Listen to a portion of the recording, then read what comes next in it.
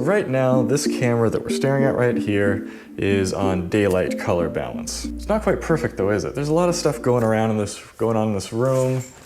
Can't be 100% sure that, you know, this key light here coming through the softbox is really producing perfectly accurate white balance.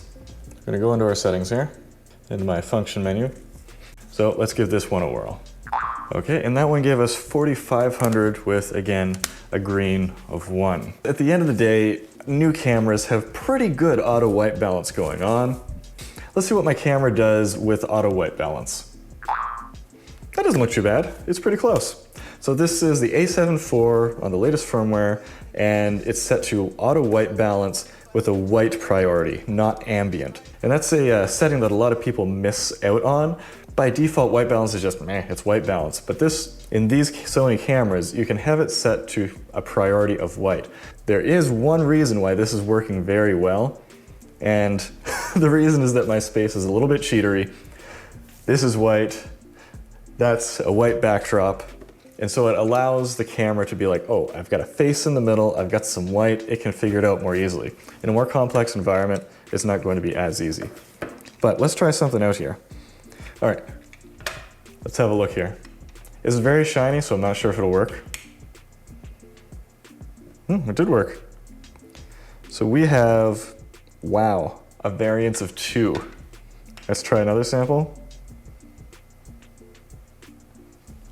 Yeah, a variance of 2. Apparently, I can be doing white balance on this. I did not expect my random IKEA furniture to have such an accurate white balance. Let's go back to my backdrop and check that one out.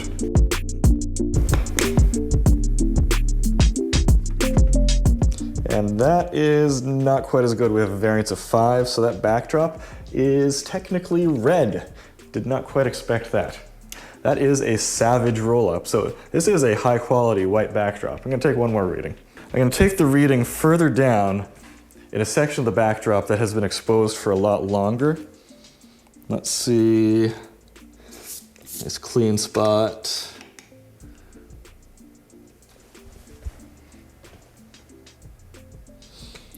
And here our variance is 7. Again, it's still red, and I think that it has shifted further into the red. I suspect that if I went into the roll where it hasn't been exposed to light at all, because this just sits out in the light all day, it'll probably be even closer to white, but apparently it shifts toward red, which is a little bit of a yellowing effect. Am I still in auto? Yeah, I'm in auto. And back to my balanced white.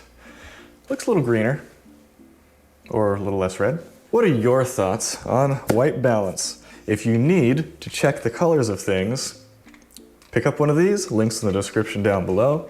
Honestly, I think I would recommend the more expensive version of this. This is mostly actually for like design work, matching paint colors and so forth, but I love being able to test color and get things straight and know what we're looking at. If you have any questions or comments about that, you think color calibration is useless? Well, sure, let me know down in the comments below. We'll talk about that. But until next time, let's take some color accurate photos.